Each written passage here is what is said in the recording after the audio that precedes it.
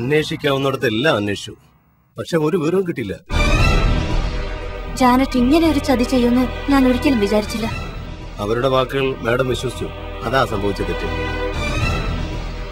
ജാനറ്റിനെ ഒരു ക്രിമിനലായി ഞാൻ ഒരിക്കലും കണ്ടിരുന്നില്ല. എന്റെ ഒപ്പം ഹോസ്റ്റലിൽ റൂംമേറ്റ് ആയിരുന്ന ഒരു ഫ്രണ്ട്, അത്രേ ഞാൻ കണ്ടിരുന്നുള്ളൂ. ആളുകളുടെ സ്വഭാവം ഒരിക്കലും ഒരുപോലെ ആയിരിക്കില്ല മാഡം, അതെപ്പോഴും മാറിക്കൊണ്ടിരിക്കും. ശരിയാ, ഞാൻ കണക്ക് കൂട്ടിയ പോലൊന്നും അല്ല സംഭവിച്ചത്. മാഡം വിഷമിക്കണ്ട, കൂടിപ്പോയാൽ 24 hours അതിനുള്ളിൽ ജാനറ്റിനെ നമുക്ക് പിടികൂടാൻ കഴിയും. അക്കാര്യത്തിൽ ഒരു സംശയം വേണ്ട. നിങ്ങൾ ശ്രമിക്കുന്നുണ്ടെന്നൊക്കെ എനിക്കറിയാം. എങ്കിലും എന്റെ കരിയറിലെ ആദ്യത്തെ ഒരു സംഭവമാ. ഇങ്ങനെ ഒരു പാളിച്ച എന്റെ ഭാഗത്തുനിന്ന് ഉണ്ടാവുമെന്ന് ഞാൻ ഒരിക്കലും ചിന്തിച്ചിട്ട് പോലുമില്ല. മാഡം വല്ലാതെ അപ്സെറ്റ് ആയിരിക്കുന്നു. എനിക്ക് കുറച്ചുകൂടി സമയം തരണം. മാഡത്തിന്റെ മുമ്പിൽ ഞാൻ അവളെ കൊണ്ടുവരും. വേണ്ട, ഇനി എനിക്ക് അവളെ കാണണ്ട. ഞാൻ കാണിച്ച സൗഹൃദത്തിന് അവൾ ഒട്ടും വില കൽപ്പിച്ചില്ല. അപ്പൊ പിന്നെ ഇനിയെല്ലാം നിയമത്തിന്റെ വഴിക്ക് തന്നെ നടക്കട്ടെ.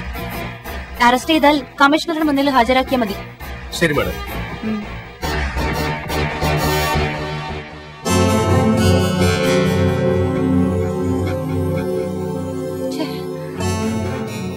എന്താ ഇത്?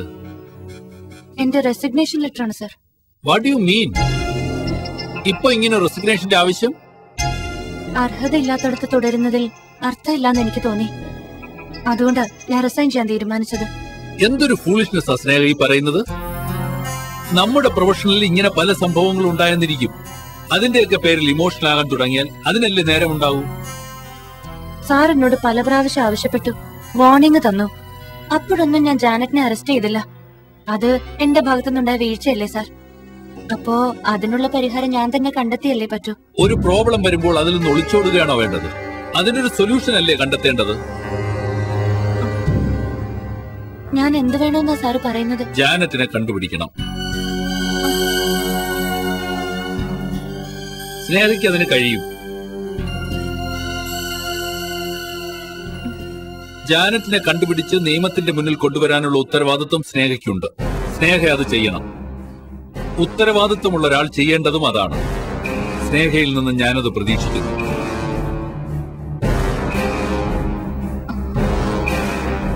ഷുവർ സർ, ഞാൻ ജാനറ്റിനെ കണ്ടെത്തി സാറിന്റെ മുന്നിൽ ഹാജരാക്കും.